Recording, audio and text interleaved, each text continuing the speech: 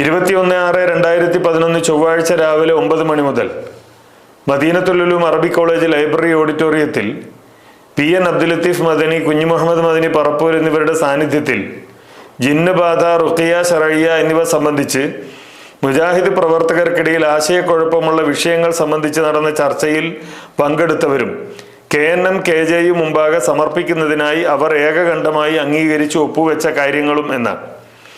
ഈ യോഗത്തിൽ പങ്കെടുത്തത് C. കുഞ്ഞു Muhammad Parappur, PN Abdul Latheef Madani, M. Abdurahman, KK സക്കരിയ സലാഹി, അബൂബക്കർ സലഫി, ഹനീഫ് കായക്കൊടി, ഷമീർ മദീനി ശ്രീമൂല നഗരം, ശംസുദ്ദീൻ P. പാലത്ത്, ഹംസ മദീനി, അഹമ്മദ് അനസ് മൗലവി ഇങ്ങനെയുള്ള ആളുകളാണ് ഈ യോഗത്തിൽ പങ്കെടുത്തിരുന്നത്.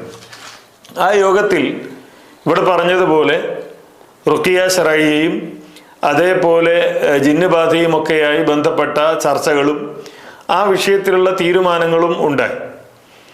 ആ ചർച്ച നടക്കുന്നതിനിടയിൽ അബ്ദുറഹ്മാൻ സലഫി പറഞ്ഞു, ഇവിടെ ഇതോടൊപ്പം തന്നെ ഇതിനേക്കാൾ ഗൗരവമായി ചർച്ച ചെയ്യേണ്ട ഒരു വിഷയം നമ്മളുടെ മുമ്പിലുണ്ട്. അത് ജിന്നിനോടുള്ള സഹായാർത്ഥനയുമായി ബന്ധപ്പെട്ട വിഷയമാണ് എന്ന് സലഫി പറയുകയുണ്ടായി.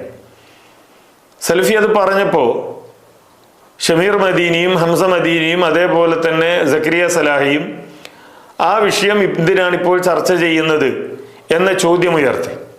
എന്നാൽ അവരെ എതിർത്തുകൊണ്ട് ആ യോഗത്തിൽ PN അബ്ദുൽ ലത്തീഫ് മൗലവി ആദ്യമായി പറഞ്ഞ വാചകം, ഇത് മൂലയിൽ കിടക്കുന്ന ഒരു മഴുവെടുത്ത് കാലിൻ്റെ മുകളിൽ ഇട്ടതാണ്, ഒരാവശ്യവുമില്ലാത്ത ചർച്ചയാണ് ഈ ഒരു വാദത്തിലൂടെ കൊണ്ടുവന്നത്. അതുകൊണ്ട് ആ വിഷയത്തിൽ മുജാഹിദുകൾക്കിടയിൽ ഒരു സംശയമുണ്ട്, മുജാഹിദ് പ്രവർത്തകർക്കിടയിൽ ആശയക്കുഴപ്പമുണ്ട്, മുജാഹിദുകളെ പലരും വിമർശിക്കുന്നുണ്ട്. അതുകൊണ്ട് ഇതിൽ ആധികാരികമായ ഒരു തീരുമാനം നമ്മൾ എടുക്കേണ്ടതുണ്ട് എന്ന് PN ആ യോഗത്തിൽ പറഞ്ഞു. PN അത് പറഞ്ഞപ്പോൾ സക്കരിയ സലാഹി പറഞ്ഞു, അത് നമുക്കിപ്പോൾ തീരുമാനം എടുക്കാൻ കഴിയില്ല. കാരണം ജബ്ബാർ മൗലവിയാണ് ആ ലേഖനം എഴുതിയത്, അദ്ദേഹത്തിൻ്റെ സാന്നിധ്യത്തിലെ നമുക്ക് തീരുമാനമെടുക്കാൻ കഴിയുകയുള്ളൂ എന്ന് പറഞ്ഞപ്പോൾ അതിനെ വിമർശിക്കുകയാണ് PN ചെയ്തത്. മാത്രമല്ല ഷമീർ മദീനിയാണോ ഹംസ മദീനിയാണോ എന്നെനിക്ക് ഓർമ്മയില്ല, അവരിൽ ഒരാൾ പറഞ്ഞത്, ഞാൻ ആ ഹദീസ് പഠിച്ചിട്ടില്ല, ആ ഹദീസ് പഠിക്കാതെ എങ്ങനെയാണ് ഈ വിഷയത്തിൽ ഒരു തീരുമാനം എടുക്കുക. ഉടൻ സലഫി പറഞ്ഞു, ആ ഹദീസല്ല, ജിന്നിനോടുള്ള സഹായാർത്ഥനയുമായി ബന്ധപ്പെട്ട ഒരു നിലപാട് നിങ്ങൾക്ക് ഇപ്പോൾ പറയാൻ കഴിയില്ലെങ്കിൽ എന്തിനാണ് നമ്മളിവിടെ കൂടിയിരിക്കുന്നത്, എനിക്കിതിൽ താല്പര്യമില്ല എന്ന് തന്നെ സലഫി വളരെ കൃത്യമായി പറഞ്ഞു. PN ആ നിലപാടിനോട് യോജിക്കുകയും ഇതിൽ നമ്മളൊരു തീരുമാനമെടുക്കേണ്ടതുണ്ട് എന്ന് അദ്ദേഹം പറയുകയും ചെയ്തു. അത് നമുക്കിപ്പോൾ തീരുമാനം എടുക്കാൻ കഴിയില്ല, കാരണം ജബ്ബാർ മൗലവിയാണ് ആ ലേഖനം എഴുതിയത്, അദ്ദേഹത്തിൻ്റെ സാന്നിധ്യത്തിലെ നമുക്ക് തീരുമാനമെടുക്കാൻ കഴിയുകയുള്ളൂ എന്ന് പറഞ്ഞപ്പോൾ അതിനെ വിമർശിക്കുകയാണ് PN ചെയ്തത്. മാത്രമല്ല ഷമീർ മദീനിയാണോ ഹംസ മദീനിയാണോ എന്നെനിക്ക് ഓർമ്മയില്ല, അവരിൽ ഒരാൾ പറഞ്ഞത്, ഞാൻ ആ ഹദീസ് പഠിച്ചിട്ടില്ല, ആ ഹദീസ് പഠിക്കാതെ എങ്ങനെയാണ് ഈ വിഷയത്തിൽ ഒരു തീരുമാനം എടുക്കുക.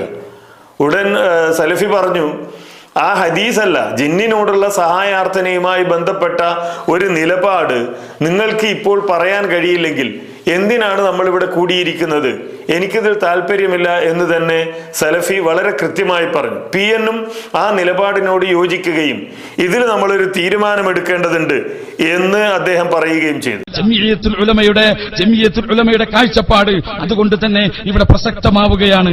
ജമിയത്തുൽ ഉലമ എടുത്ത തീരുമാനം ഇവിടെ പ്രസക്തമാവുകയാണ്. ജമിയത്തുൽ ഉലമയുടെ കാഴ്ചപ്പാട് അതുകൊണ്ട് തന്നെ ഇവിടെ പ്രസക്തമാവുകയാണ്. ജമിയത്തുൽ ഉലമ എടുത്ത തീരുമാനം ഇവിടെ പ്രസക്തമാവുകയാണ്. ഇസ്തിആനത്തും ബിൽ ജിന്ന് അഥവാ റാഖി ആ ബാധയോട് സംസാരിക്കുമ്പോ ആ ബാധയാകുന്ന ജിന്നിനോടുള്ള സംസാരത്തിൽ മിൻഹാ മാ ഹുവ ശിർകുൻ വമിൻഹാ മാ ലൈസ ബിശിർകിൻ, അതിൽ ശിർക്കായതുണ്ട് ശിർക്കല്ലാത്തതുണ്ട്.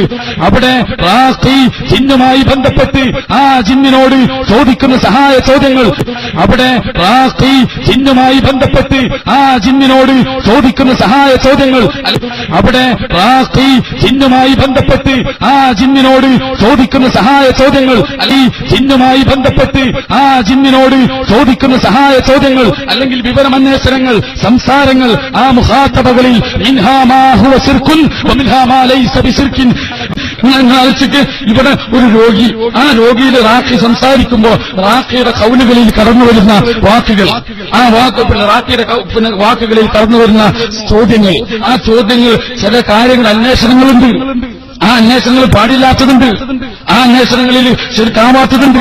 ഞാനും സമ്മതിക്കുന്നു, റാഖിയുടെ ഞാൻ അങ്ങനെ തന്നെ പഠിച്ചത്, റാഖിയുടെ ചോദ്യത്തിൽ ശിർക്കാവുന്നുണ്ടാവാത്തുണ്ട്.